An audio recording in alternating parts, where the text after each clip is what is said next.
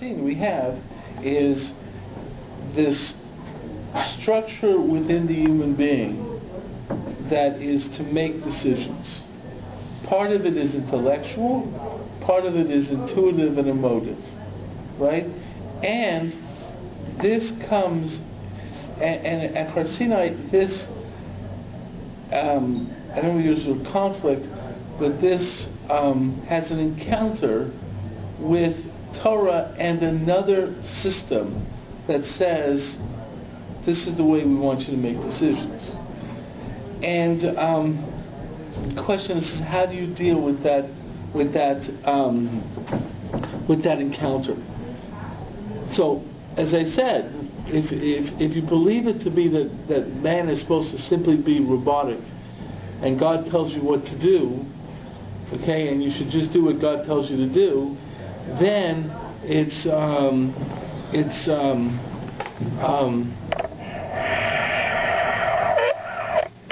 then the whole other thing, all the emotions and the intellect, all the things like that, is all what we would call the Yetzer Hara.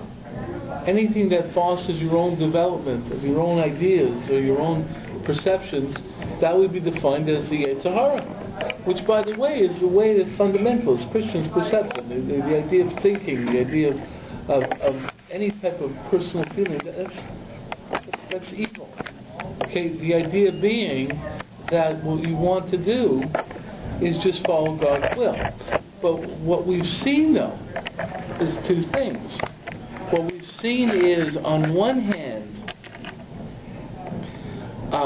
God is not clear in His directives, and second of all, those factors of the human being, which the fundamentalists would call the Yetzer Hara, are actually necessary in understanding God's perspectives.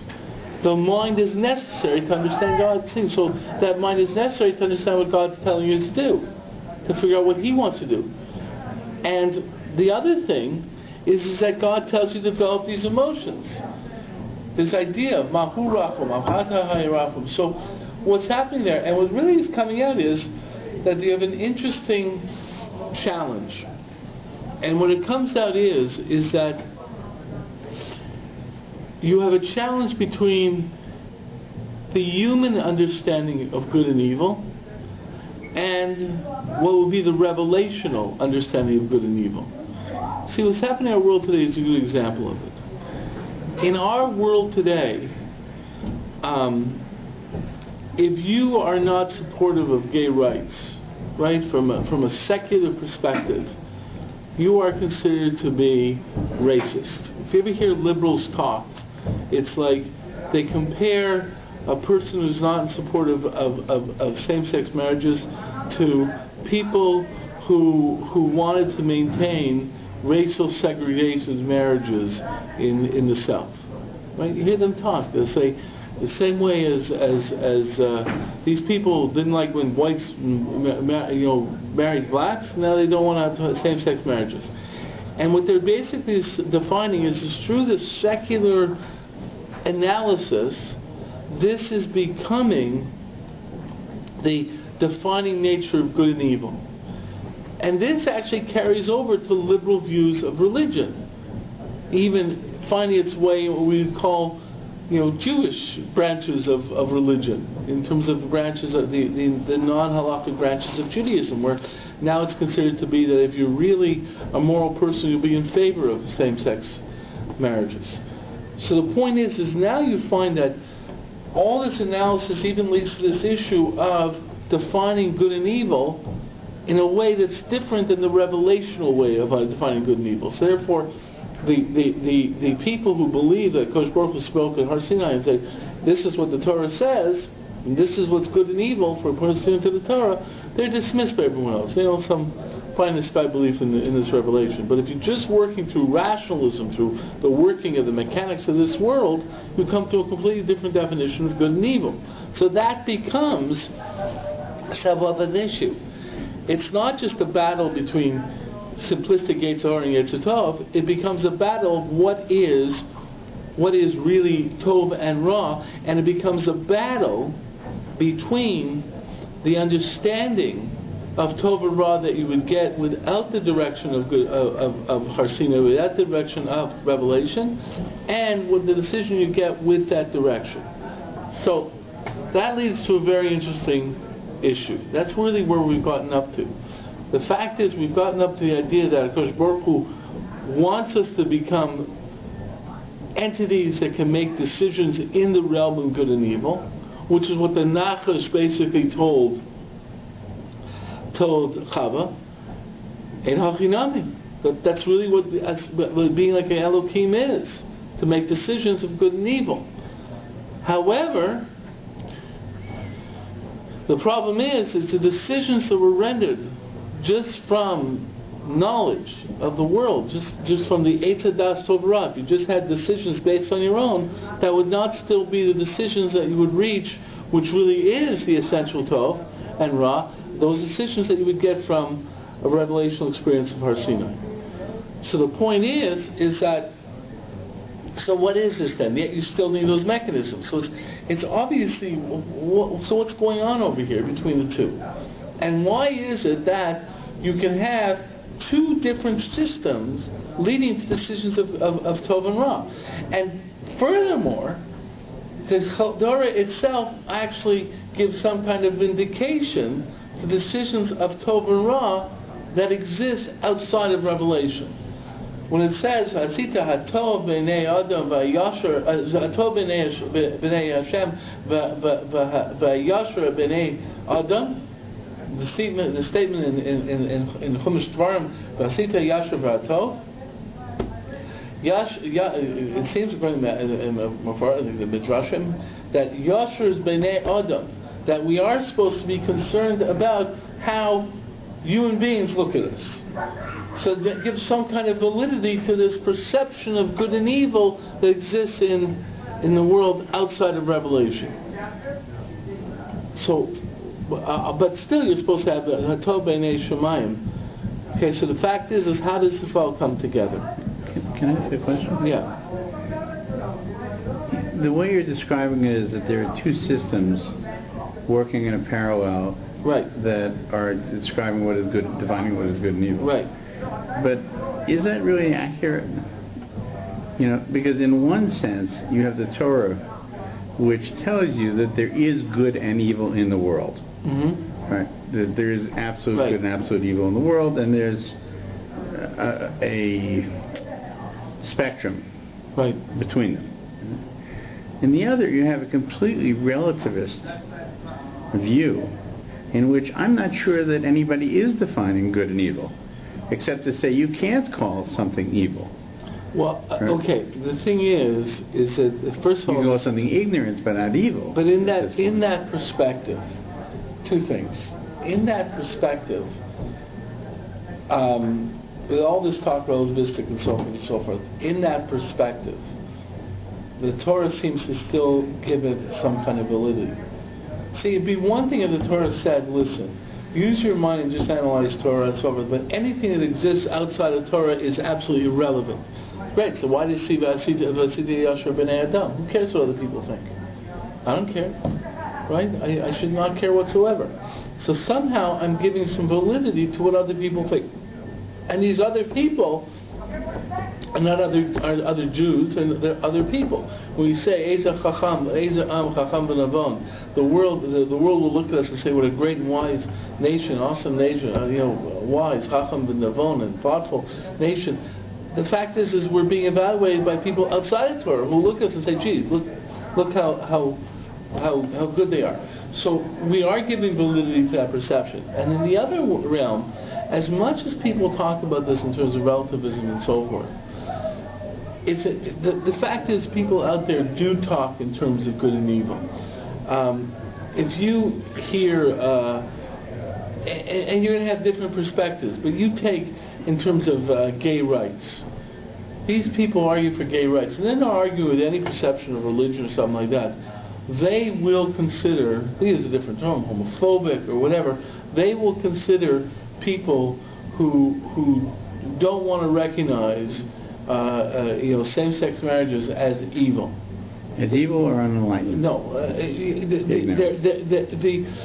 they will define them as evil, but the reason they're evil is because they're unenlightened. But the fact is that it's not like, oh, they're just stupid. It's like they have a reaction to it, but they believe that, well, if we enlighten people, we'll get people to see the ways. It reminds me almost like Hellenism. Hellenism, right. It's coming up to Hanukkah. This is an important idea in terms of Hellenism. Hellenism never persecuted anyone to buy their faith. Okay, that's why what happened with Hanukkah was an aberration of Hellenistic reality. Hellenists never imposed a religion upon anyone, or their culture on anyone, or their philosophy on anyone. Why? Because they had such confidence that if you just do it out there, everyone will see the wisdom of it, right? And the only people who were against Hellenism is because they're ignoramuses. But eventually, over generations, Hellenism will just work. So when the Greeks came to say, you want to go bow down to idols, go. You want to keep your faith, go ahead. But if we just do this for a couple of generations, Hellenism will win anyways. And that happened everywhere, except for one little country. They ran into resistance in Eretz Yisrael, and not with all Jews. Hanukkah was essentially a civil war, right? It was only, and the way the Greeks got involved, because it was really contrary to Greek thought to in any ways impose Hellenism on people, was because the Jews that were Hellenistic went to Antiochus and said, those Jews which are rejecting Hellenism, they're a threat to your monarchy. So it was a political argument. Those guys they wanted a military ally. But the Jewish fact, Hellenists. Right, but the reason they brought in Hellenism is because what Antiochus cared. But he says those guys will be political foes because we're with you. But those guys, so Antiochus was not motivated by we want to oppose Hellenism. He said these guys who aren't buying Hellenism, they're a problem politically, but not in terms of imposition of religion per se. So the point is that was the idea of ignoramus. But the truth is, in our world today,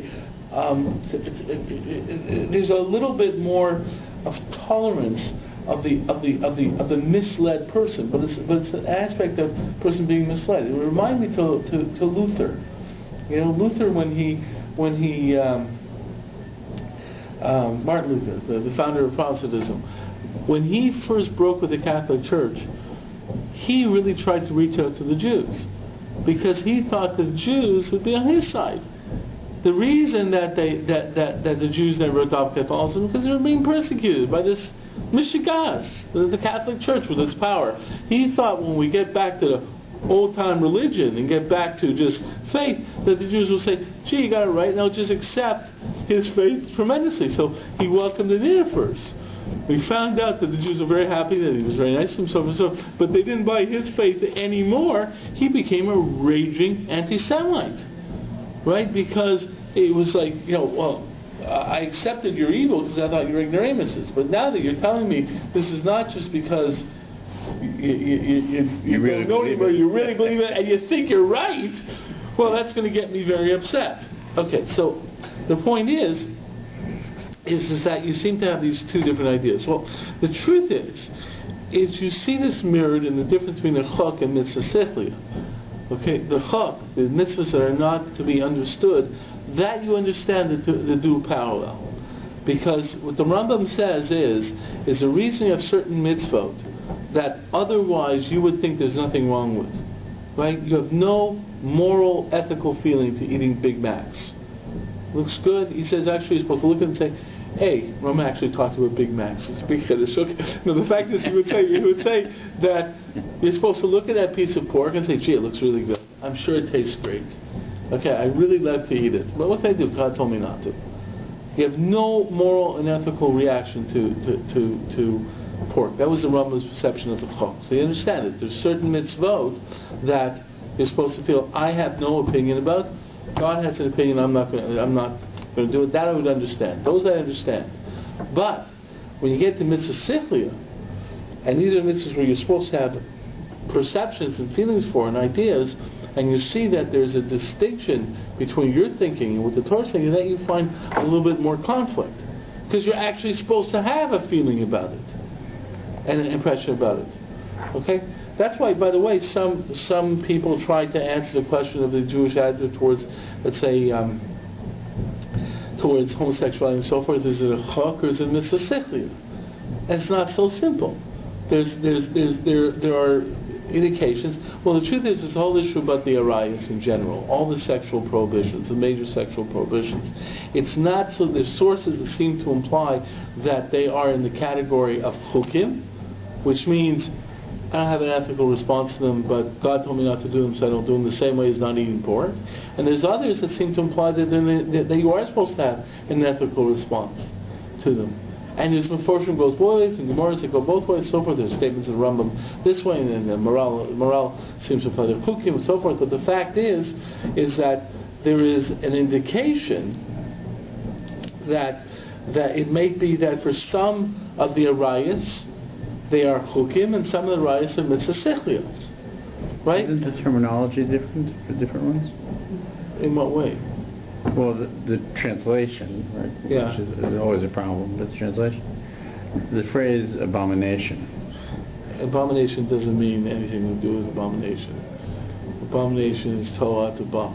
The Gemara says that you're making a mistake. The word abomination by you find the word abomination by chukim such as eating unkosher food, eating basar tamei. That's even treifus is abomination. Okay, so the point is that the word doesn't have any standing from an ethical perspective. It's a different word. It's toeva. It's translated as abomination, but the fact is that word is found throughout the Chumash, and you can't define it as only by mitzvah sichlios. You'll see it by chukim as well. So it's not a simple word to use. Okay, it's actually used to make a point that really is not a point that really has that much strength. Well, it implies more than forbidden. It implies unpleasant as well as forbidden. Well, it doesn't. Well, it does. But that's what it implies in English.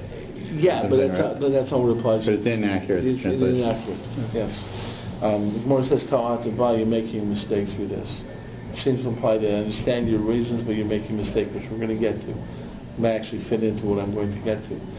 See, the point is, what I'm really leading up to seems to be these two different perspectives, and how do you live with these two different perspectives? Because the fact is there's supposed to be this idea. The fact is, if I'm calling upon you to have ethical responses, moral responses, right, then the fact is it can't just tell you do this and don't do this. Okay, if I'm telling you to develop a personal, development of personal feelings that allow you to make decisions, I can't just now just tell you do this, don't do this. So, I think the way of approaching this may be built upon a statement by the Chazon Ish in Emunah V'Bitachon. Okay? He makes an interesting statement to the following. He says that there are cases where the person who works hard on the development of his midot, which means his character traits, could be the most difficult person to bring in line with the correct behavior. Okay, he makes a statement something to that effect. I'm sort of paraphrasing it. And what he means is like this. It says, in Tikkun HaMidot, when you develop your midot, your character traits, you develop feelings towards certain values, which you're supposed to work on. For example, you're supposed to feel for the oppressed, and you're supposed to feel that you want to fight the oppressor, right? So that tells you I feel for the oppressed, I want to fight the oppressor, right? Which is a feeling. I want to support the underdog, let's say, whatever. But that's something where we see in certain character traits that you want to look and say if someone is oppressed and an oppressor, you want to sort of feel for the oppressed. That's what we do in Tikkun HaMidot. We want to take certain character traits and bring them up. So the character traits that we have, where we're more giving or generous, those are the character traits we want to focus on. And there's other character traits which we want to downplay a little bit. That's the world of Tikkun HaMidot. That's working upon our psychology, on our feelings, on the essence of our perception. However, then he says something else. He says, once you develop these type of feelings, it can be a real problem, because you may have this feeling, but the fact is, then you have to make the decision of who actually is the oppressed and who is the oppressor. That is where halacha comes in. And you need halacha to clarify who is really the oppressed and who is really the oppressor. And that takes, and he says that takes study, that takes chachma, that takes analysis. In other words, that takes intellectual determination of who really is the oppressor and who really is the oppressor. And that means to see through what may be the first facade. And he says your initial reaction may be one way. And when I heard that, when I read this in the Chaznish, I said, this is very much like the Israel-Palestinian issues like this, like who's the oppressed and who's the oppressor, right? So on the surface, the guy who's comes across crying, so he's the oppressed. But who really is the oppressor? Who really is the oppressed? So the point is that takes learning, that takes analysis. He says that takes years of studying. For example, in business, it takes years of studying Choshen Mishpah to truly come up with the perception of who the oppressed and who the oppressor is, who's in the right. And then, but if you have a person who has an initial reaction with Tikkun HaMidot, who's worked hard on his midot all his life, and he has this feeling he wants to defend the oppressed and attack the oppressor, if he makes a mistake and he gets that decision wrong, he becomes someone who is actually supporting who the halacha defines as the oppressor. And it's very hard to get it through to him. It's very hard to get it through to him because he's so caught up in his feelings and his values. And these are values that we really understand. But he's gotten to a point where he basically is making a mistake, and he becomes someone that it becomes the most difficult to educate that he's making a mistake and to get him to start acting in this wrong way. So the fact is that it's possible, really the Chazon Ish I think is defining, is that there are two steps to making a moral decision. One is the development of certain ethical feelings, intuitions, emotions, right? The feeling of love or caring or so forth. But then there are two aspects. One is what the Chazon Ish said, the other one I'm going to bring up, where we have to use our minds to determine how best to apply these feelings. The one that the Chazon Ish is pointing out is that you have this oppressor, you have this feeling of generosity, you have the feeling of giving, even in terms of giving, right? You have to know when giving to the other is taking from you, and really you should be giving to yourself because you also are a human being, right? You have to have the perception that when is it that I'm supposed to really define who is really to be the correct object of that correct feeling, of that correct ethic. That's an intellectual question. And that, he says, comes from halacha.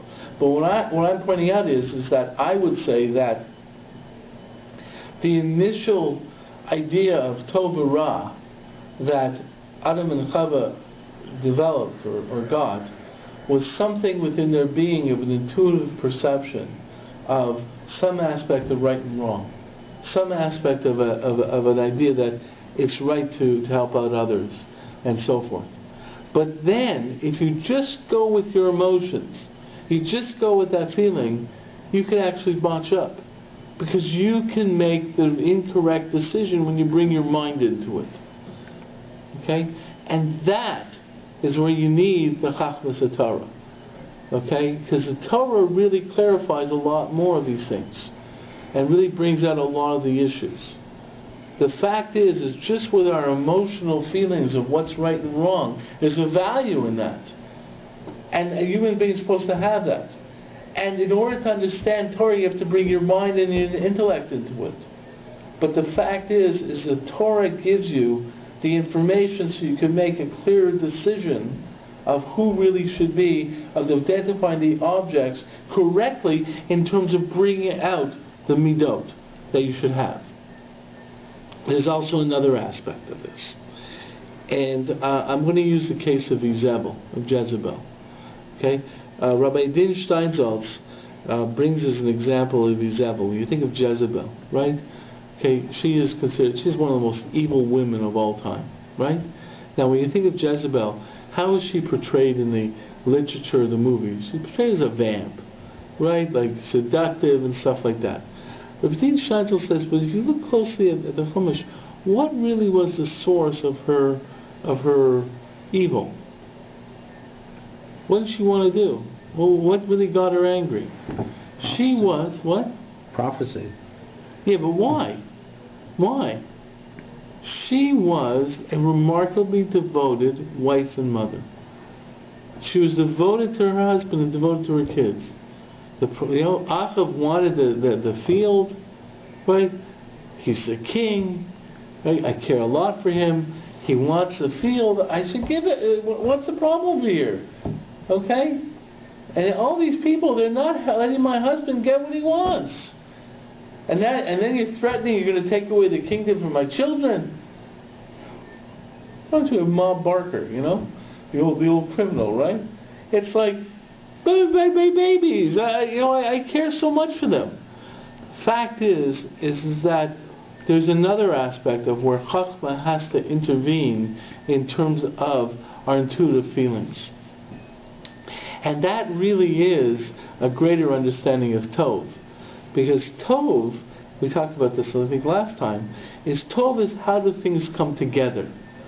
Right? It's how do things come together. Tov generally tells you to think of the unity of everything. That's why you care for everyone and so forth. There's aspects of generosity, so because you see beyond the narrow to see the aspect of the total perception. And when you think in terms of Tov, you have to see beyond this simple moral feelings to the much broader moral feelings. In other words, usually what I understand in terms of Ra, it's usually not, and this may be difficult for a lot of people to understand. Ra, evil, I'm using Ra in the term evil, is not usually what we would consider to be evil drives. It's not basically, what is attacked as the selfish, gluttony and lust and stuff like that. That's usually not the real evil in the world. What is the real evil in the world? Well, take Hitler. What was Hitler's real evil? Right? Was he a gluttonous person? Was he a lustful person? Doesn't seem to be the way. He might have been an egomaniac, so there was an aspect of haughtiness. But if you looked at Hitler's evil, it was nationalism. He wanted to do whatever he could for the German people. He talked about Germany, and that got all the Germans behind him. He was going to do good for Germany. And vis-a-vis Germany, we have a German. The reason he had the support of the individuals is because he really helped out the Germans. What was his evil? He saw only one value construct. He didn't see the whole spectrum. There's not just nationalism. There's all humanity. There's universalism. Right? There's a broader perspective. Whenever you take one drive and only think of this one feeling within a vacuum, that's Ra. Because Ra is when we separate things, because the physical world separates. HaKadosh Baruch Hu is one, is a oneness that's beyond us. The physical world separates because the physical reality delineates separations. This table is separate from this chair, separate from me. Right? The idea of unity, the idea of oneness, is a oneness that is simple, because it's a unified oneness, and therefore ultimately Tov is unified.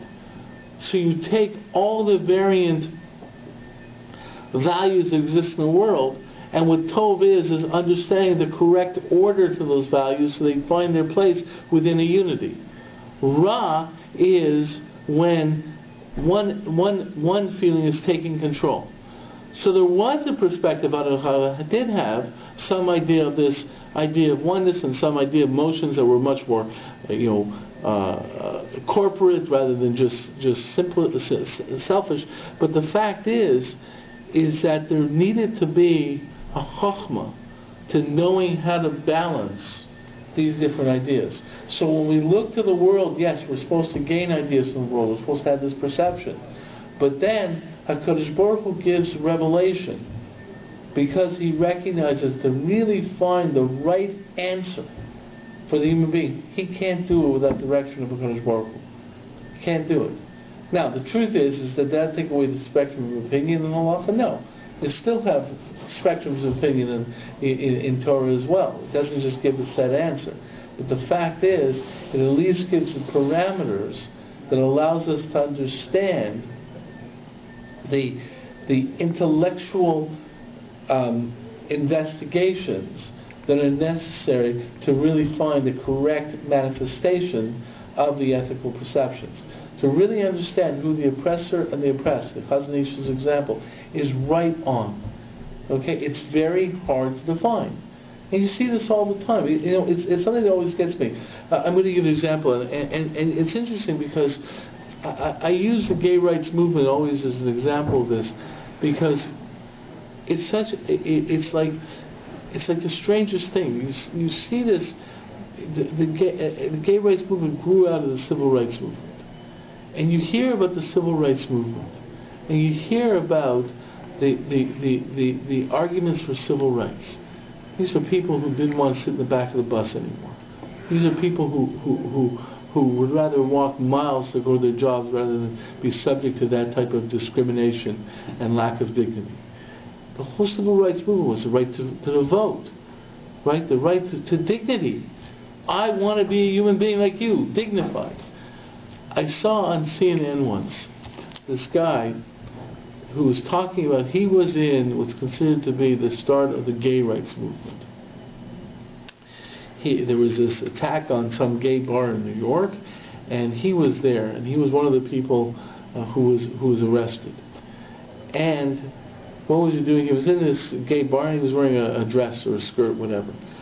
So he was interviewed by the CNN person, and it really got me. The guy was using the same language as the civil rights movement.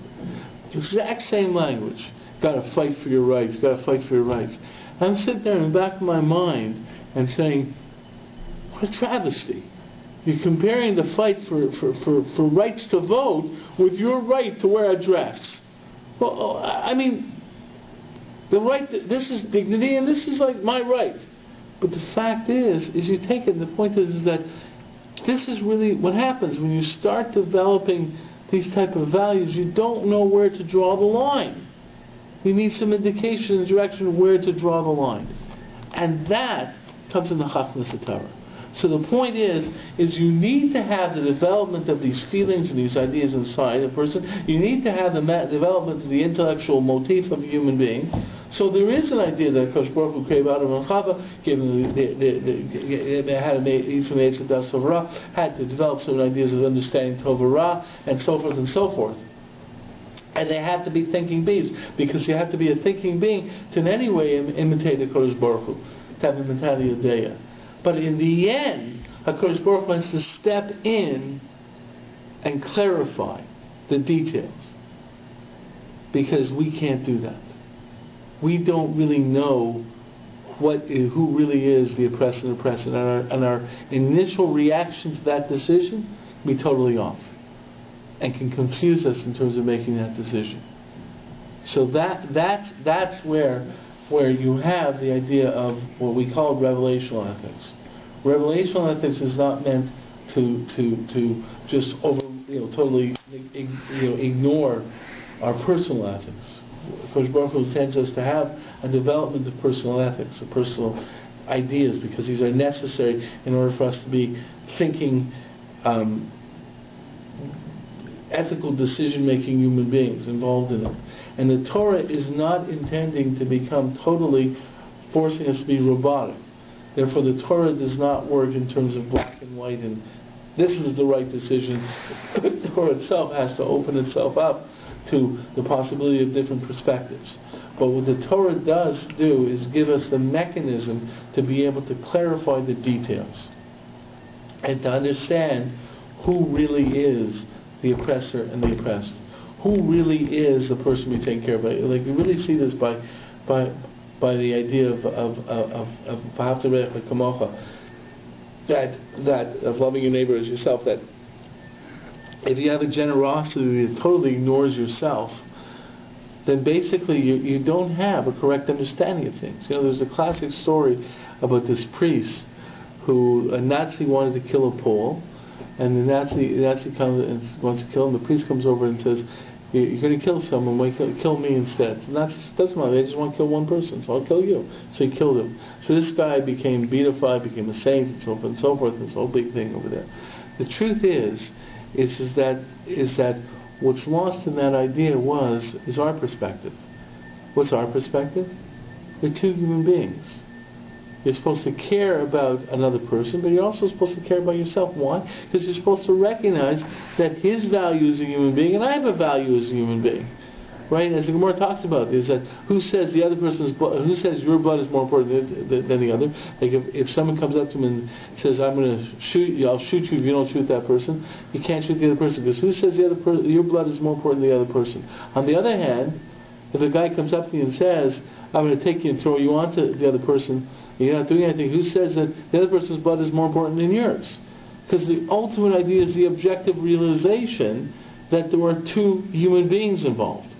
And that really has involved in terms of tzedakah as well. It's not just giving to the extent of ignoring yourself as a human being.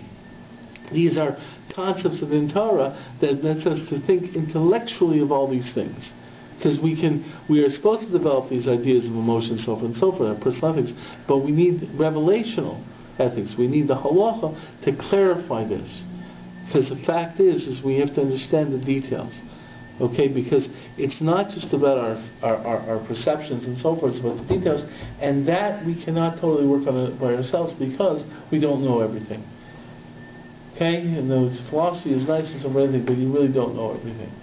Okay, and the fact is that that's really what it comes down to, understanding whole perspective, and the Kodesh Baruch Hu has to reveal the details so we're able to make the decisions.